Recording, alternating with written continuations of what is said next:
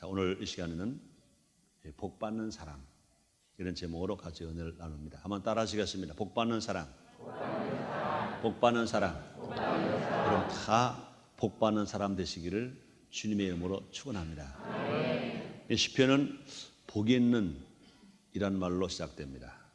여기서 말하는 복 있는 아수레, 복을 크게 두 가지가 있다고 그랬죠. 이 바라크, 그다음에 아수레. 바라크는 하나님으로 내가 직접 받는 복을 바라크라고 한다고 그랬어요. 그다음에 내가 받은 복이 내가 잔이 넘쳐서 남에게 나눠주고 베풀어주는 그런 복, 이것을 아수레. 그래서 정말 우리가 하나님으로부터 복 받는 사람 어떤 사람이냐? 아수레, 복을 받는 사람. 내가 하나님으로부터 많이 받아서 남에게 줄 수 있는 사람, 그런 사람 다 되시기를 주의 이름으로 축원합니다. 하나님은 우리에게 날마다 복 주시기를 원하십니다. 제가 그런 말 했잖아요. 하나님 우리에게 복 주시고 싶어서 막 안달이 나셨다고 그랬어요. 그죠? 그러므로 하나님 우리에게 복 주기를 원하시는 분. 그러므로 하나님께서 우리를 복 주기를 원하신다면 하나님이 주시는 복을 우리가 당연히 받아야 될 것은 너무나 당연한 것입니다. 하나님은 복 주시는 분, 우리는 복 받을 사람. 하나님의 복을 받는 여러분 되시기를 주의 이름으로 축원합니다. 이 성경에는요, 인생의 두 갈래 길이 있다는 것을 가르쳐 줍니다. 그 중에 하나가 뭐냐? 의인의 길. 또 한 길이 뭐냐? 악인의 길인 것입니다. 의인은 복을 받지만 악인은 멸망당한다 하고 말씀하고 있습니다. 그러므로 우리는 의인의 길을 걸으며 복 받는 사람이 되기 위해서 우리가 어떻게 살아가야 할까? 우리가 어떻게 살면 의인의 길을 갈까? 어떻게 살면 우리가 하나님 주신 복을 마귀에 빼앗기지 않고 받아 누리면서 살 수 있을까? 한마디로 말하면 버릴 것을 과감하게 버리고 취할 것을 열심히 취하는 삶을 살아가면 하나님의 복 받는 것 믿으시길 바랍니다. 그렇게 사는 삶이 의인의 삶인 것입니다. 자, 첫째, 복 받는 사람이 버릴 것이 무엇인가를 알아봅니다. 복 받는 사람은 먼저 하나님을 사랑하고 믿음이 있는 사람인 것입니다. 그렇기 때문에 이런 사람은 신앙 기준에서 볼 때 버릴 것을 과감히 버릴 줄 아는 그런 결단력을 가지고 삽니다. 성공하는 사람은 결단력이 있어요. 신앙은 결단입니다. 믿을까 믿지 않을까. 믿겠다고 결단하면 성령이 도와주시는 거예요. 인생 살아갈 때 결단이 얼마나 중요한지 몰라요.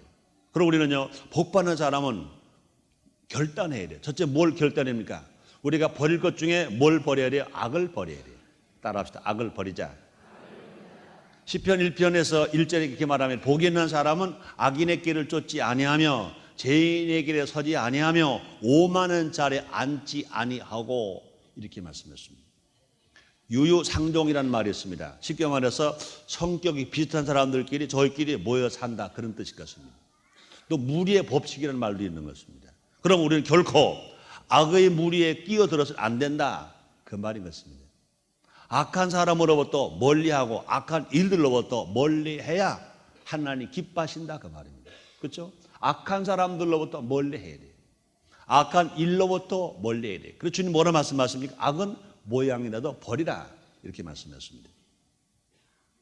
하나님을 부인하는 것이 악한 행위인 것입니다. 시편 14편 1절입니다. 어리석은 자는 그 마음에 이르기를 하나님 없다 하더라.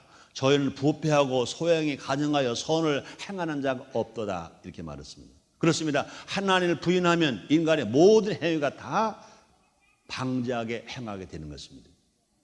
그러나 하나님을 인정하는 사람은 모든 일이 다 겸손하게 또 온유하게 살아갈 수 있습니다. 하나님 없다고 생각하면 어떤 악한 일을 저질렀다 하더라도 다 괜찮다는 거예요. 그렇게 생각합니다. 또 다른 사람의 눈만 속이면 된다 생각합니다. 그래서 그런 사람들은요, 완전 범죄가 있다, 이렇게 생각합니다. 그러나 그럴 수가 없어요. 우리 하나님은요, 무소부지하신 하나님, 전지전능하신 하나님. 우리가 이렇게 예배를 드릴 때도 예배를 받으실 뿐만 아니라 우리가 범죄할 때 우리 하나님 똑바로 보고 계신 것 아시길 바랍니다. 우리 속담에 그런 말 했잖아요. 낮의 말은 누가 듣고? 새가 듣고. 밤의 말은 누가 듣고? 쥐가 듣고. 그러나 우리 하나님은요, 낮이든 밤이든 어디서 말하든지 주님은 다 듣고 보고 계신 것 아시기를 바랍니다. 이것을 분명히 알고 살아가는 사람은 방자할 수 없어요.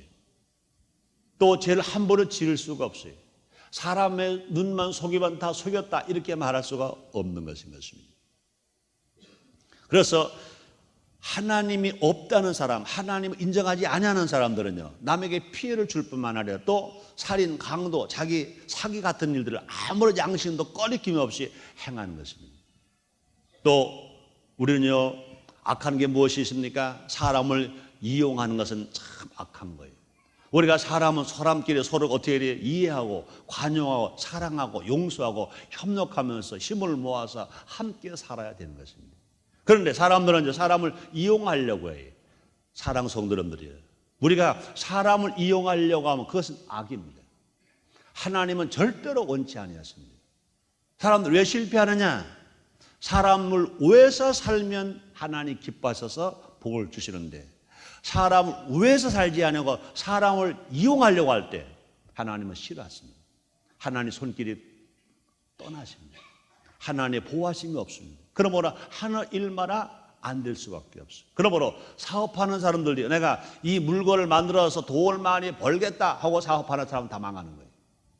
처음에는 되는 것 같지만 다 망합니다. 그러나 이 물건을 어떻게 잘 만들어서 이 물건을 사용하는 소비자에게 유익을 줄까, 기쁨을 줄까, 보람을 줄까, 신나게 할까 하고 만드는 그런 기업은 장차 번성하게 되고 좋은 기업이 될 것입니다.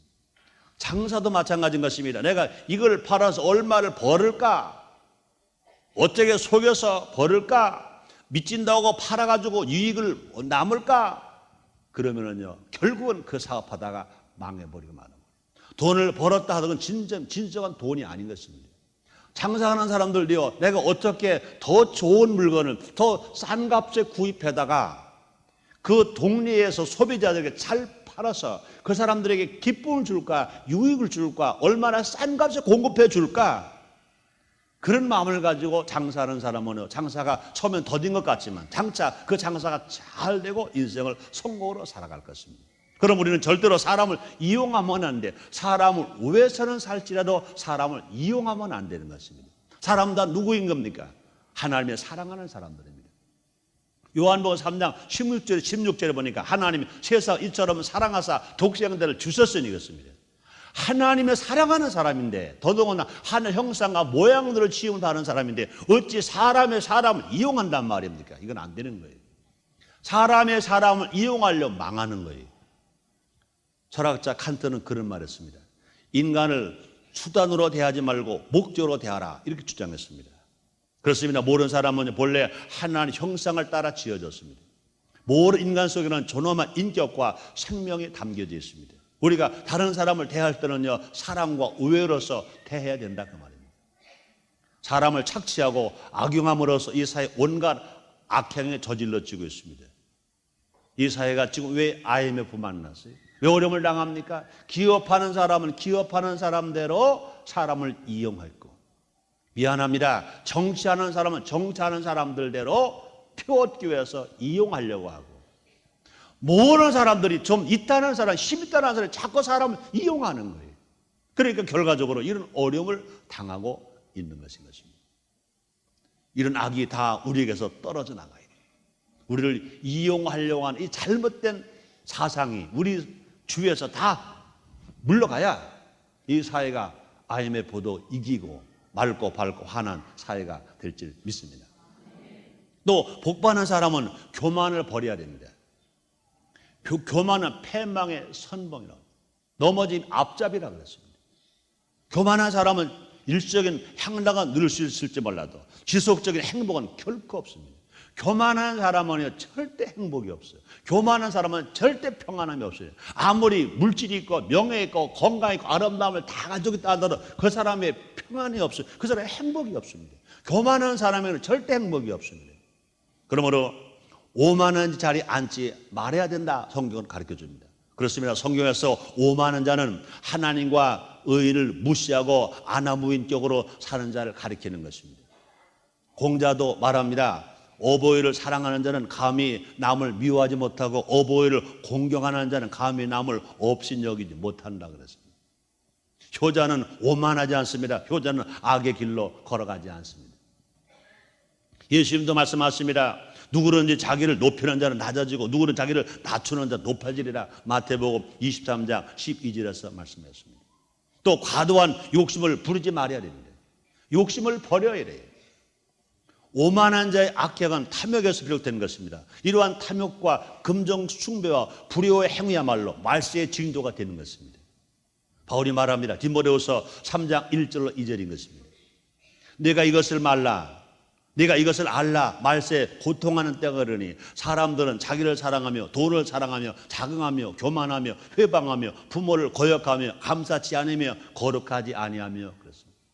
우리 한번 깊이 생각해 봐야 돼요. 지금 이런 일들이 우리 주위에서 일어나고 일어나는가 일어나지 않는가 봐야 돼요. 이 8가지가 하나도 안 일어나는 아무것도 몽땅 다 일어나고 있어요. 그렇잖아요. 모르는 사람들은요, 너무나 자기만을 사랑합니다. 자기를 사랑하며 또 돈을 사랑하며 자긍하며 교만하며 회방하며 부모를 거역하며 감사하지 아니하며 거룩하지 아니하며 경건의 모양을 했으나 경건의 능력이 없는 때 우리가 살고 있습니다.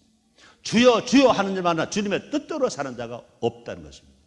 탐욕은 또 다른 악을 불러일으키게 되는 것입니다. 아담과 하와가 왜 에덴 동산에 쫓겨났습니까? 왜 저주받았습니까?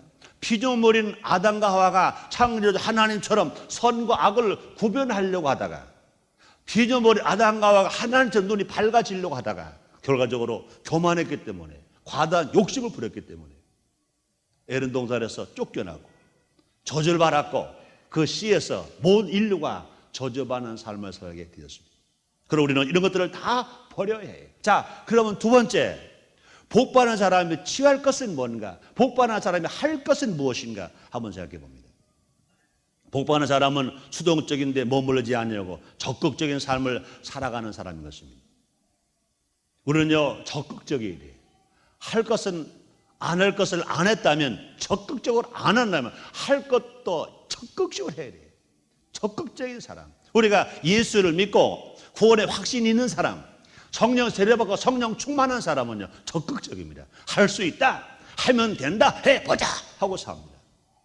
지금 IMF라고 그래서 뒤로 물러가고 주저앉지 않습니다. 우리는 분명히 세상에 있는 이보다 하나님은 크시기 때문에 IMF를 주신 분이 하나님이고 왜 우리에게 이런 깨달음을 주시기 위해서 우리를 변화시켜 새 사람 되게 하시기 위해서 하는 것을 바라보면서 우리는요, 주님을 믿는다면 우리는 적극적으로 살아가는 거예요. 예수님 말씀하십니다. 하나님을 믿으니 또 나를 믿으라. 내 아버지의 구할 것이 많도다. 주님 말씀하십니다. 할 수 있거든이 무슨 말이냐? 믿는 자에게 능치 못하니 없느니라. 주님 말씀하십니다. 우리는요, 적극적으로 살아야 해요.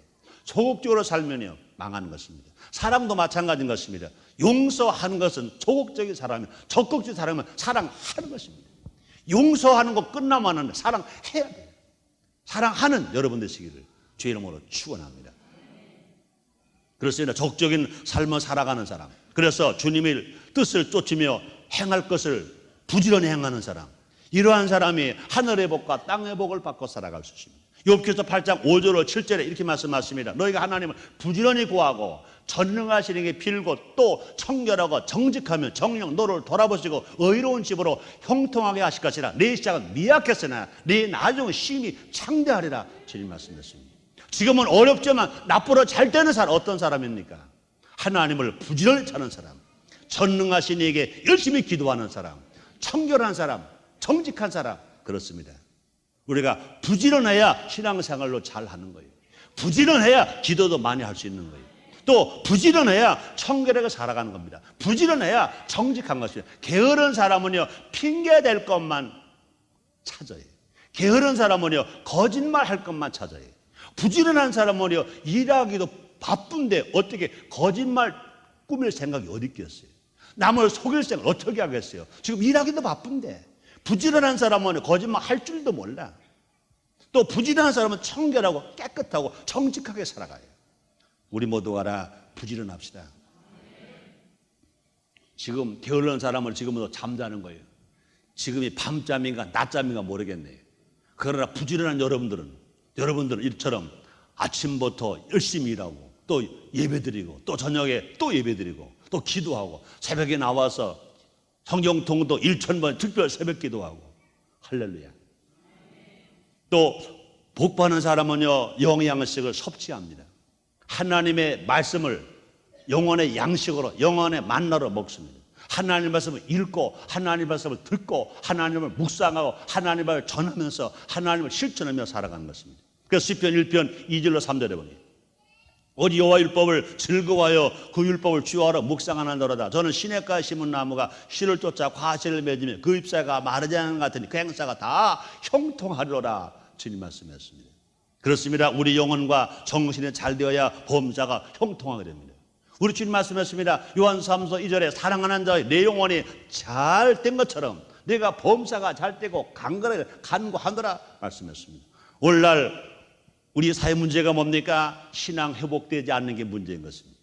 첫사랑을 다 잊어버린 게 이게 문제인 것입니다. 우리가 신앙 회복돼야 돼요. 성령 충만해. 영이 살아야 됩니다. 그러니 뭡니까? 영이 살면요 정신이 살아야 됩니다. 근데 정신이 지금 너무나 많이 타락되어 있다고 해요.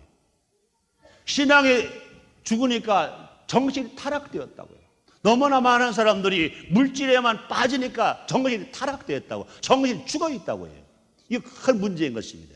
우리의 정신이 올바른 윤리와 도덕에 바로 섰을 때, 또 국민 정신 확고하게 자리 잡았을 때 이 사회가 범죄 없는 사회가 될 수 있어요.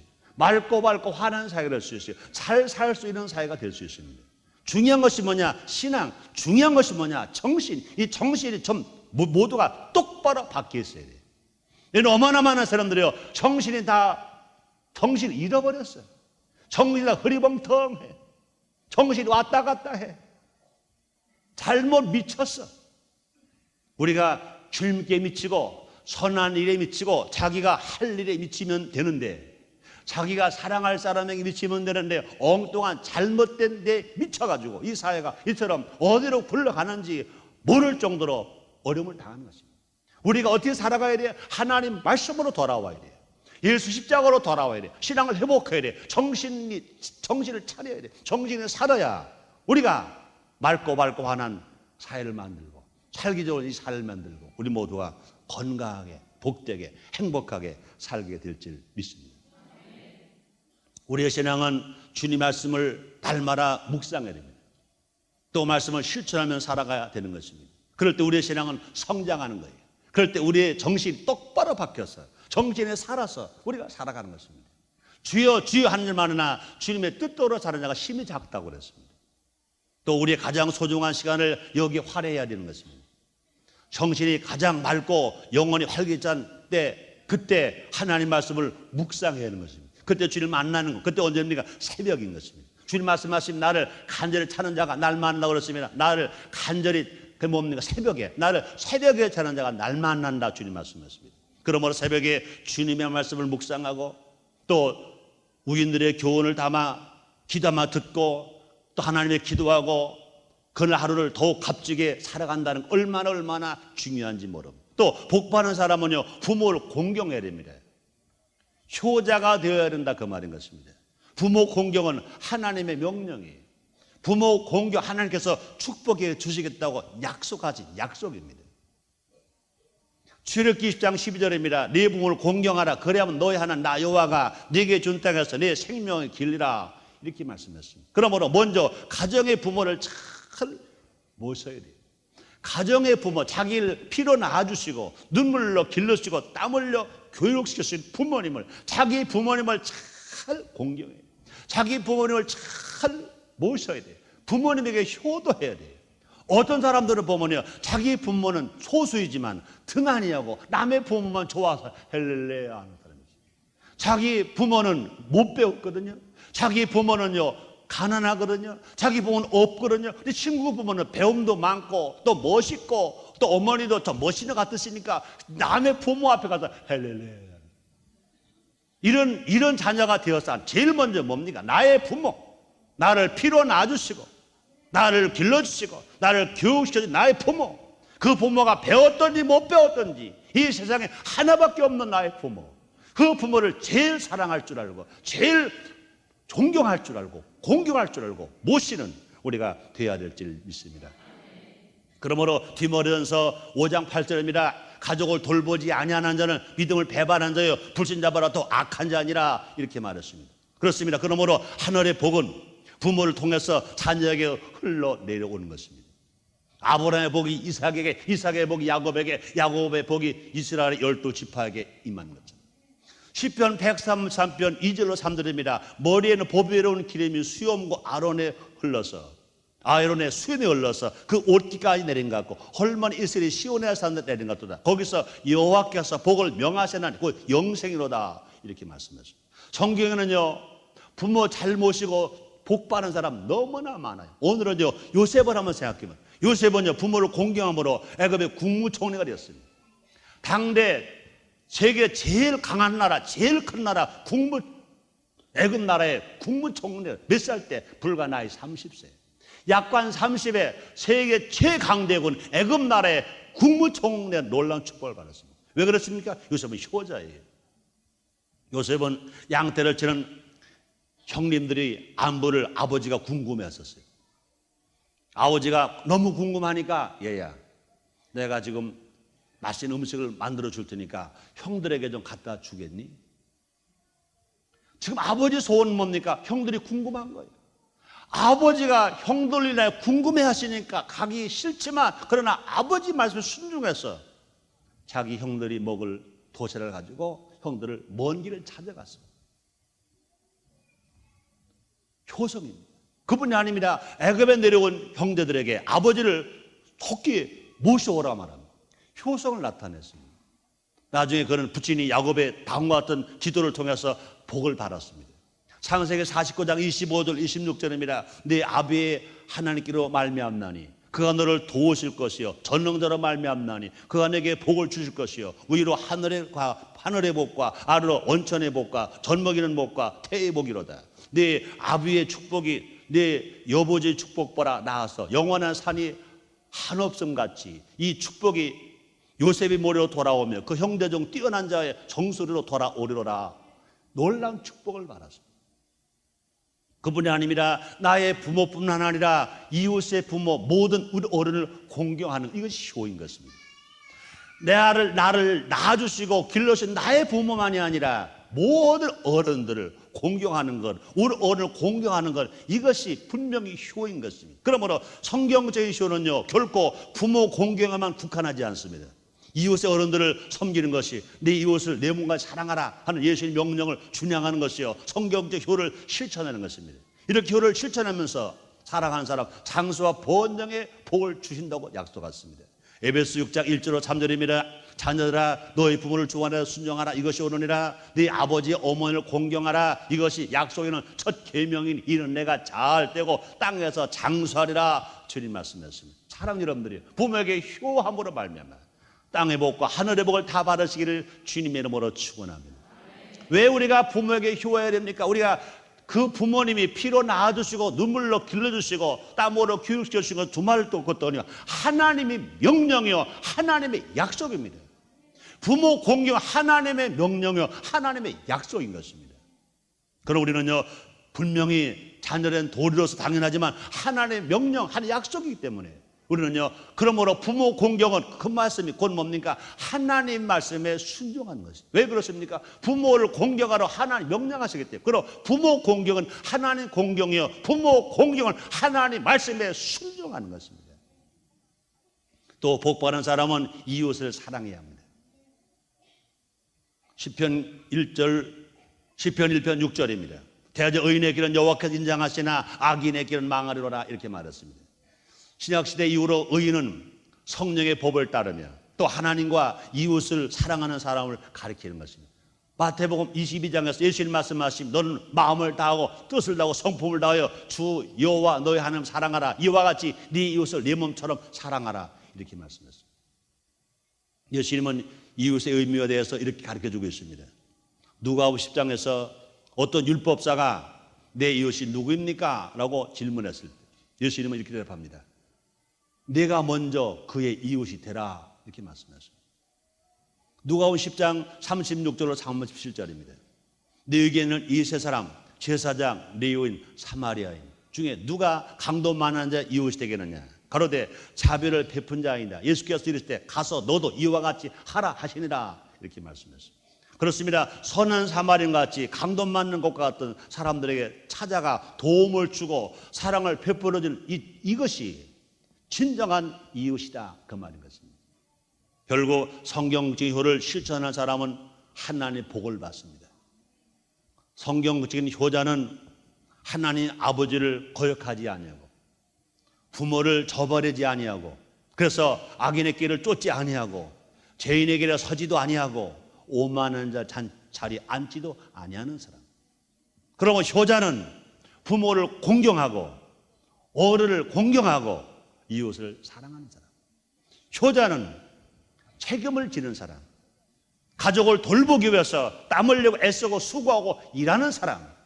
이런 사람은 하나님 말씀에 순종하는 사람이요, 그런 사람은 부모에게 효하는 사람인 것입니다. 그런 사람 하나님 복 주신다고요. 그럼 우리는요, 복 받은 사람으로 살기 위해서 악과 교만을 과감히 떨쳐버리고 영의 양식인 하나님 말씀을 날마다 듣고 우리가 읽고 깨닫고 또 부모를 공경하고 이웃을 사랑하면서 살아가는 것입니다. 이렇게 살아가는 우리가 되었을 때 우리 주님 말씀하십니다. 사랑하는 자여, 내 영혼이 찰된 것처럼 네가 범사가 잘되고 간거를 내가 간구하노라 하실 것입니다. 그리고 이렇게 살아가는 사람에게 하나님은요, 하늘의 복을 주시고 땅의 복을 주시고 나만 잘되는 것이 아니라 자손 후대까지 천대까지 잘되게 만들어 주시는 것입니다. 그런 은혜, 그런 사랑, 그런 축복을 다 받으시는 여러분 다 되시기를 주의 이름으로 축원합니다. 기도하겠습니다. 하나님 아버지 감사합니다. 날마다 주님 은혜로 살게 하시는 주님, 우리 모두가 다 하나님 복 주시는 하나님, 우리는 복 받는 사람 되었습니다. 그런데 우리가 어떻게 사느냐가 중요한 것입니다. 복 받는 사람이 되었다면 이제부터 우리는 버릴 것을 과감하게 버리고 우리가 취하고 행할 것을 적극적으로 하는 삶을 살아가야 됩니다. 주님이 도와주시옵소서. 예수님의 이름으로 기도드리옵나이다. 아멘.